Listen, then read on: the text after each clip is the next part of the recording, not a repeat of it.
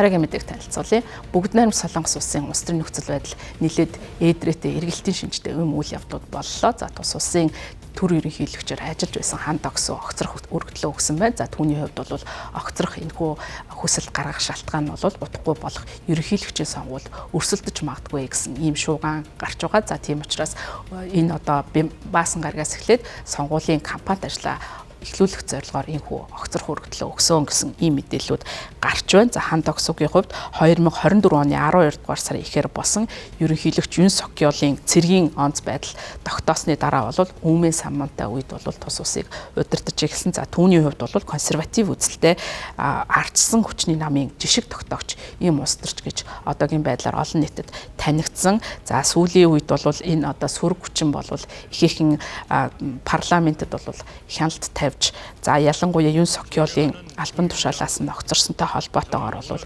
ээлжид бус сонгуулийг 6 дугаар сарын 3-ны өдөр зохион байгуулах гэж байгаа. За тийм учраас бол Хан Доксогийн хувьд ерөнхийлөгчээр цаашид ажиллах сонирхлоор тухайн одоо кампанит ажлаа хийх зорилгоор энэхүү огцорж байгаагаа мэдэгдэж байна. За мөн одоо түүнийг бол ерөнхийлөгчийн төр үүргийг одоо гүйцэтгэгчээр томилсон хугацаанд бол бас ээдрээтэй асуудал бол үүссэн. За түүнийг бол сүр хүчний намынхан импичмент хийж бас огцруулсан байгаа. За яагаад импичмент хийх болсон гол шалтгаан нь бол Юн Сокёлыг тухайн үед цэргийн дэглэм зарлах одоо энэ үед нь бол хориглоогүй гэж буруутгаж импичмент хийсэн. За харин шүүх бол тухайн шийдвэрийг хэрэгсэхгүй болгосноор 3 дугаар сард Хан Доксо ажилдаа иргэн орсон ийм асуудал бол үүсч байгаа. За мөн түүнийг бол бас буруутгаж байсан асуудал нь бол үндсэн хуулийн цэцтэй холбоотой асуудал байгаа. За үндсэн хуулийн цэцэд бол 3 шүүгчийг шинээр томилох ёстой байсан. За энэхүү шүүгчд нь бол Юн Сокёлтой холбоотой гэмт хэргийн асуудлыг хилэлцэх. За түүнд импичмент одоо ноогдуулах хэсэг асуудал дээр бол гол шийдвэрийг гаргах ёстой байсан. За тухайн үед бол Хан Доксо тухайн шийдвэрийг томилохгүй удаашруулсан гэсэн ийм үндслээр сүр хүчний зүгээс бол ихээхэн ийм шүүмжлэлд өртөж байсан юм байна.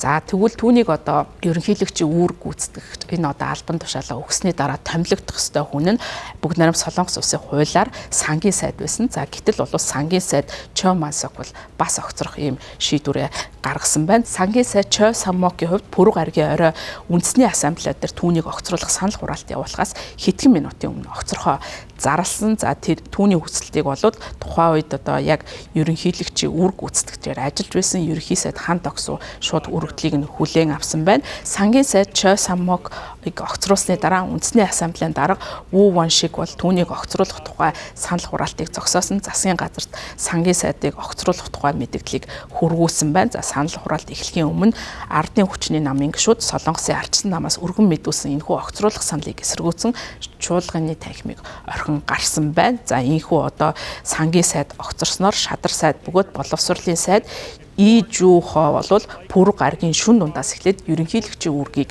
гүйцэтгэхээр болсон байна. За үүний зэрэгцээ бол бас Солонгосын улс төрт нэлээд бас хүчтэй ялангуяа ерөнхийлөгчийн сонгуультай холбоотой томоохон дуулан шигварын дэгдээс үйл явдлууд болж байна. За тухайлах юм бол өмнөд Солонгосын дээчүүх өнгөрсөн пүрэв гарагт ардсан намаас ерөнхийлөгчийн сонгуул нэр дэвшээд байгаа. Жиммионыг сонгуулийн хууль зөрчсөн хэрэгээр бол цагаатгсан байсан шийдвэрийг нь анхан шатны энэхүү шийдвэрийг бол хүчингүй болгох шийдвэр гаргасан байна. За ингэснээр Жиммион ерөнхийлөгчийн сонгуульд нэр дэвших хэсэг нь бол эргэлзээтэй байдалд орж байгаа.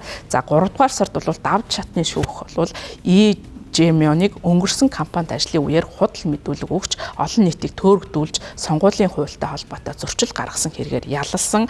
За энэ ялыг нь бол хэрэгсгүй болгож чөлөөсөн. За тухайн үед бол шүүх түүний эсрэг үүсгэсэн хэрэг нь бол улс төрийн зорилготой байсан гэж үзэж тухайн одоо цагаатгах шийдвэрийг гаргаж байсан. За ингээд хэрвээ энэ одоо хийсэн хэрэг нь батлагдах юм бол тус улсын хуулийн дагуу сонгуулийн хуулийг зөрчсөн гэж үзэж 1 сая вон буюу 699 ам доллартай тэнцвүүц хэмжээний торгуул ногдуулах юм байна. За ийм торгуул авсан хүн бол дараагийн 5 жилд сонгуульд өрсөлдөхгүй байх. За хэрвээ хориг ялаар шийтгдсэн тохиолдолд 10 жил хүртэлх хугацаанд төрийн албанд орох ийм боломжгүй байдаг юм байна. За тэгэхээр бол тухайн одоо асуудал бол ерөнхийлөгчийн сонгуульд нэр дэвшиж байгаа голлох нэр дэвшигчтэй холбоотой энэхүү үүсэж байна. За тэгээ сөрөг хүчний удирдагч Ижамионтой холбоотой энэхүү шийдвэрийг заалдах боломжтой. Гэхдээ сонгуул болох 6 дугаар сарын 3-ны өдрөөс өмнө амжиж шүүхийн шийдвэр гарах хэсэг нь бол эргэлзээтэй байдалд ороод байгаа юм байна. За ингээд Солонгосын сонгуультай холбоотой эргэн тойронд бол нийлээд ийм эргэлтийн шинжтэй